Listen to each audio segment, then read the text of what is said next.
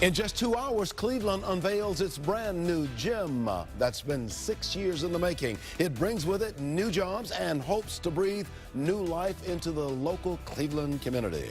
Good afternoon, everyone. I'm Leon Bibb. Thanks for joining us. It is a big day indeed for the Cleveland, for the Convention Center. Will be unveiled 3 months ahead of schedule and $90 million under budget. The two-day celebration begins at 2 o'clock with a ribbon cutting. I will be emceeing the whole thing, so hope to see you there. But first, Paul Kiska is live there. He's got a preview. Paul, what can you tell us about this new gemstone?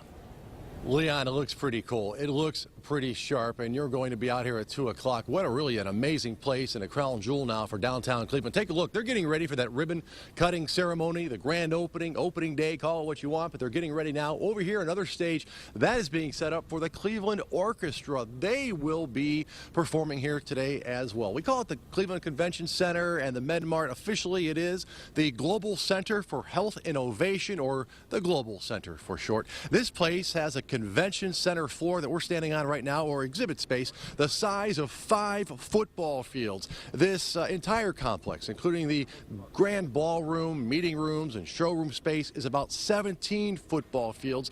Besides conventions and other events and meetings, they will have permanent space for healthcare technology companies to showcase their devices and technology.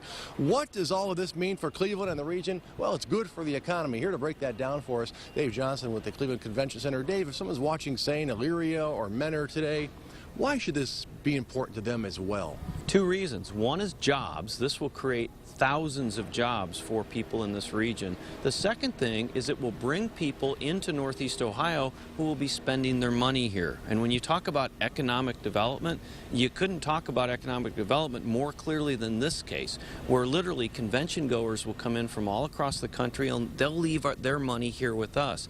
The average convention goer spends about $1,000 during his or her stay in a city. Well, translate that into 250 to 300,000 visitors a year times $1,000.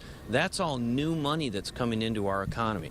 Dave, thank you so much. Well put. And Leon, one of the things I really like about this place is not only how open it is, how large, how bright, how spacious, but the great views you still have of Cleveland, the Lakeshore, Brown Stadium, the Rock Hall, all those big windows out there. It's very open here, a lot of green space. It's really in the center of downtown Cleveland. There's so many exciting things now happening in downtown Cleveland.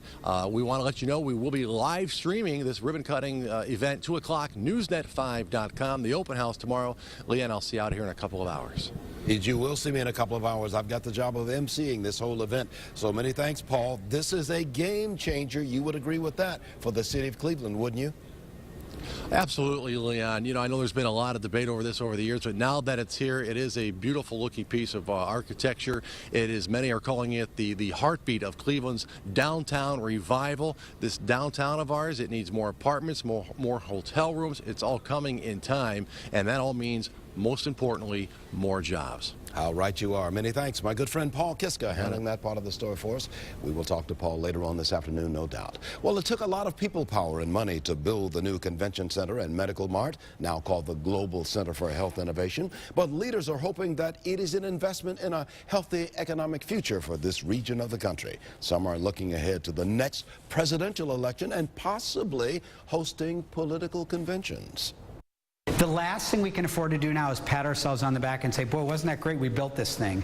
Now we actually have to work twice as hard because we need to know that 3, 5, 10 years down the road, we're maximizing the impact of that building. One more thing that there will be lots more of, hotel space. $90 million left over from the Convention Center project will be used as seed money for a 650-room hotel right next door. And that hotel is expected to open in 2016. And our team coverage of the Convention Center opening continues all day long here on News Channel 5. Later, Chris Flanagan will anchor live from there for our Live on 5 and News Channel 5 at 6 o'clock broadcast. And our team of reporters will bring you all the details of the ribbon cutting and what this opening means for this city's economic future. And we have an entire section dedicated to the Convention Center opening on newsnet5.com.